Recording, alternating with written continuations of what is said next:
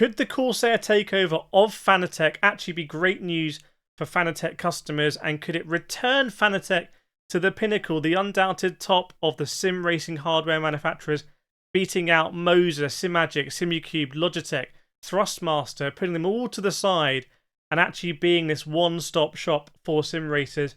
Well, I'm going to answer in this video. I'm going to go through 5 ways in which I think this takeover could potentially be good news for Fanatec and Fanatec customers. I am, though, going to talk as well at the end about some of the things we need to bear in mind with the Thomas Jackermeier sort of way he's being cast out, even though he was the majority shareholder, and the way all of the shareholders have basically lost their shares. We're going to get onto that. But let's start off with positivity about the situation and Fanatec. The first thing is, if you want to pick out one reason why Fanatec has got into the situation that it's got into, I think it would be fair to say customer service. And by that I mean the process after which you place your order, and then receiving your order, and also then if you need to return it.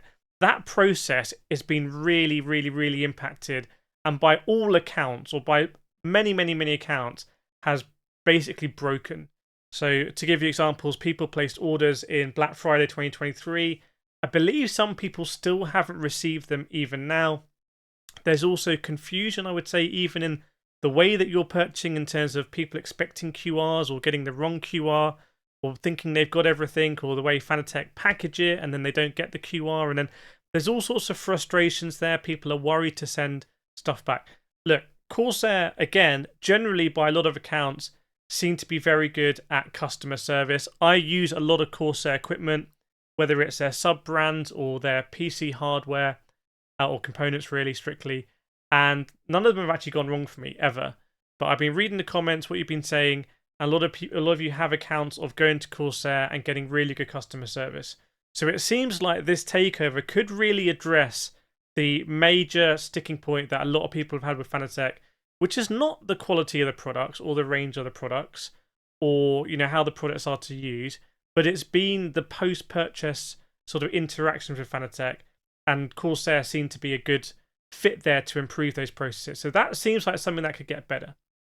The next thing I want to talk about is product focus. So I think Fanatec have probably got too broad a product focus, and it starts to get confusing. People in Fanatec know what ClubSport means, knows what CSL means, know what Podium means. I don't think other people, customers, really know that much about that. I certainly don't. I keep getting confused, especially with QRs. To understand what quick releases you need, you need to take like a PhD basically to understand the quick release system. There's accounts of people buying something and then realizing they're not getting the full power through the wheels, so buying a different quick release, or Fanatec bundling cheaper quick releases with equipment that should probably have higher quick releases. They don't have a standard quick release system. This is really, I think, due to their desire to basically support everything they've ever produced, and therefore having the quick releases that can connect everything. So when I say product focus, they might need to let some of the legacy stuff go so they can slim down their offering and make it more coherent, so you can go and choose what you want to buy and you're going to get it, and you're not going to get the wrong stuff. So for example, there might be duplication of, even at the low end with like the P1 wheels, there's quite a few skins of the P1 wheels, but then you go up and you look at the website and it starts to get a little bit labyrinthy in terms of some wheels overlapping into other wheels, and it seems to cause a lot of the pains when it comes to them not filling it, or stuff's not in stock, or you're pre-ordering it. So I reckon Corsair are probably going to slim that product focus down. How they do that is a concern, actually, because I don't know if they're going to slim it down all at the low end and try and compete with, Thrustmaster and Logitech, or they're going to try and slim to the top end and where there's probably more margin. I don't know, or try and keep it broad. But there's going to be decisions there as the management is going to change and Corsair people are going to come in. But I do think there's a scope to sort of focus on the products. For example, the Fanatec McLaren V2, this is a great rim. And it's old and it's relatively cheap. I think you can get it for under €200 and it just does the job. And, I've done thousands of hours actually in this rim.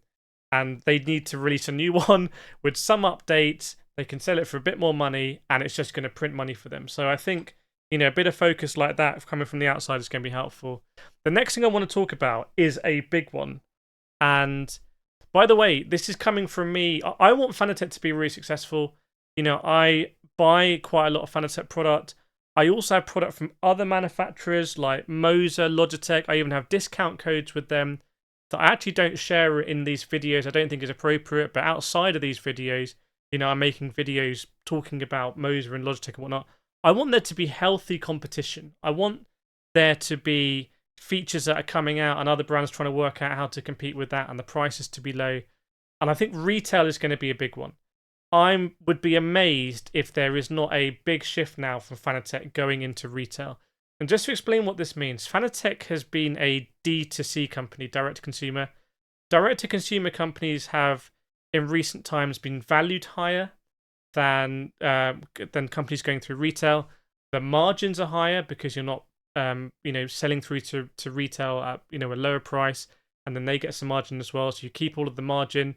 But it's very difficult to deal with it when customer service issues arise, because you're dealing with individual customers where, for you or me, the hundreds or sometimes thousands of euros we're spending on product is very important to us. Like, we are going to chase and say, hey, where's my product? Or this is not working. Hey, can you fix? I want timescales are going to be short. I want you to care about me because the products are expensive. That's no fault of ours. They are expensive. But there are retailers who have armies of people and the software onboarded to deal with that sort of back and forth and send out labels and do it. And I feel like that's just sucking oxygen out of Fanatec. If you look at my interview I had with Thomas Jackermeier, where I directly asked him, I said, look, how are you going to sort out customer service? He said two really interesting things. The first thing he said was he wanted to use AI, or he said, look, even AI can do the simple things like letting you know where your order is. So he was clearly thinking in quite an advanced way, how can we really scale something out? But that's very difficult to do. And the second thing he said, look, I have pulled people off other aspects of the business, and they are spending part of their days replying to emails. Now, when I flew over to Fanatec, that was such a critical issue. It was received almost unanimously positively. People are like, okay, that's great. Fanatec are really taking the customer service seriously. They're pulling people off R&D and testing and whatnot. But really, that's no way to sustainably run a business. Like, that is sucking attention away from designing the products and manufacturing the products and all that kind of stuff, and people are replying to emails. So if you go to retail, you're going to make less money on your sales, Fanatec, or the Corsair end Fanatec. But if there's returns and whatnot, it's going to be dealt with majority of the time between the consumer and the retailer. It's not going to suck oxygen away from your business. The other thing is that your customers, rather than dealing with individual customers, disparate customers spread all over the world, very passionate, you're going to be dealing with fewer corporate customers who have credit lines and whatnot. Just going to be a little bit more, they're not going to be hassling you as frequently. It's going to be bigger deals there. It's going to be, the conversation is going to be important, but not as small and frequent. It's going to be not like mosquitoes attacking you. That's what it must feel like to them every time we're sending emails saying, where is my order? So I think retail is a massive one, and I think that's going to be great for consumers actually, because I think it's going to be incredible. I think it could really spark a little bit of a retail revolution with sim racing in some parts of the world. We already see it in the US with Micro Center, but when you go to Europe, you go to Media Market, don't see a lot of sim racing. In the UK, non-existent, by the way. If you go to, Argos or Currys or whatever the big, computer places are. So I think Fanatec comes through retail. You could start to have these retail stores create little areas in the store with sim racing where we can go down and we can try stuff without buying it. So when I'm recommending you product or I'm doing a promotion for a product, I can say in the promotion, look, just go and try it. It looks like a good product. Go and try it yourself before you buy it. I think that would be absolutely great. So we're going to go on to tip number 4 now. And remember, we are going to talk about the share issues and the Jackermeier side of things in this video as well. 4th thing is a little bit of a controversial one. It's synergy. It sounds very corporate, but Fanatec has been this company founded by Thomas Jackermeier, has a sort of family feeling to it in Landshut, in Bavaria, in Germany. And now the teams there are going to get exposed to, new ways of working, maybe American ways of working, I don't know. Just new ideas. There's going to be new things they're going to have access to. And there may be some synergies there. There may be, we talked about customer service, but there may be other things that Corsair have seen or Elgato have seen that they can share with Fanatec. And it's like being, having partners. So maybe that's going to be a thing. Now, the 5th thing I want to talk about is obviously the wheels are going to be RGB, which is going to. No, I'm joking. It's not that. The fifth thing is that the wheels are already RGB. A lot of them because they already got lights. The fifth thing is staff. There are so many talented people at Fanatec, but also at other sim racing companies. But at Fanatec, I've been there. Very passionate people, very talented people, very diligent people who, like I said before, I've been pulled this way and that way, been asked to do customer service emails and whatnot, and everyone's digging in and pulling together. By all accounts, they should be an underdog. They're dealing against, Moser is a giant in China, just Chinese company. Logitech have a massive market cap. These are giant companies. They can afford to, pay for lots of marketing and, they could sell products at lower margin, probably stuff like that. So what Fanatec has achieved is actually really incredible, and the staff, are a key part of that. And this takeover, Corsair coming in, clearing the debts, means the company will continue. And this is great news for the staff. It means that their salaries are going to be paid. There's going to be jobs. Yes, there's speculation that there might be some overlap, but I with people at Corsair, but I don't think that's really going to be the case. It seems to be the way that Corsair like to run their businesses. Again, this is sort of anecdotally, is leaving them alone a little bit. So maybe there's more management discussion, but I don't think there's going to be a case that, there's a X person in this department at Corsair and there's an X person at this department in Fanatec, so what's going to happen? I don't get that feeling. I get the feeling that hopefully it's going to be more processes and support, and it's going to unlock a lot of that talent in Fanatec. Now that does bring me on to, thank you so much if you made this video. Please leave an Apple emoji in the comments if you've made this far, because we need to talk about Thomas Jackermeier. We need to talk about what's happened to let Corsair in. Remember, with regards to Fanatec, I'm impartial. I'm not on the shareholder side. I'm not on the board side or the Corsair side. I don't have affiliations with any of those. I have affiliations with other brands in sim racing, but in terms of Fanatec, it doesn't. I'm not incentivized either one way there. I can't help but feel massively empathetic and sorry for Thomas Jackermeier, who founded this company and was the majority shareholder and was also taking on debt financing with banks. As part of the debt financing clauses and whatnot, he wasn't meeting the liquidity or the financial requirements. So he was dismissed. So probably the banks issued an ultimatum, said, look, either you dismiss Thomas because we've lost faith in him as the banks, or we're going to ask for our money back. We're not going to give an extension. So Thomas goes. And when Thomas goes, he's still the majority shareholder. He still owns the business. So it is, I've tried to highlight in the past that there are people with vested interests here, and I've said that some people are making comments or even videos or whatnot because they have a vested interest because they're going to lose all their shares. And there's none of these videos financial advice, and there's risk when you buy shares that you could lose everything. You go all the upside if it goes up. People that bought Nvidia stock or Apple stock, making loads of money, but if it fails, you lose it. That sort of seems to be the bargain. But for Thomas, I feel sorry for these people that were shareholders and are going to be evaporated. It just seems to be that this is what the Starug regulations allow you to do.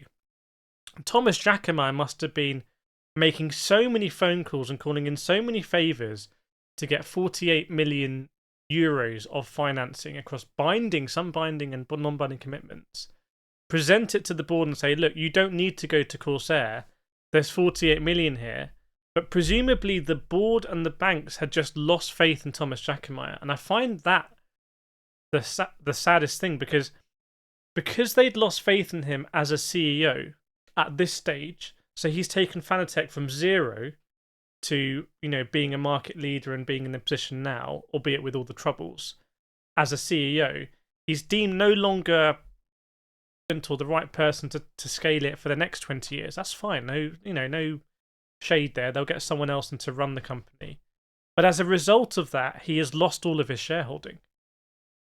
So he's lost his ownership, it seems, which doesn't sit easy with me. But I've dealt with administration before, and it's really unfair, administration and Chapter 11, and there are going to be people who lose out. So you could say it is on Thomas Jackermeier's shoulders that he got to this position where the company was, he put the company on the line by allowing it to be in breach of the banking loan terms or whatever. The caveat to this, and we're going to explore this in another video on the channel, so make sure you subscribe if you want to see it, is I'm not sure what the relationship is between Thomas Jackermeier and the CFO, because they were there at the same time. This is something I'm looking into. And Thomas Jackermeier's statements recently have essentially accused the CFO of not recording the right information.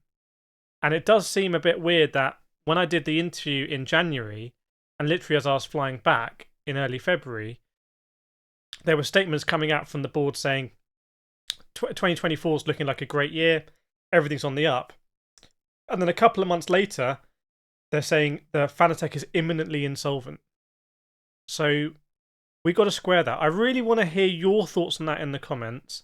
But I do think for Fanatec going forward, this could be a really good move for them. It could be a good move for sim racing customers, for competition. It could really take the fight to, Moser, Thrustmaster, Logitech, and really compete. Out-compete them. So yeah, we will see. Let me know what you think in the comments, and I'll see you in that other video very soon. But some more here that you're going to want to watch as well.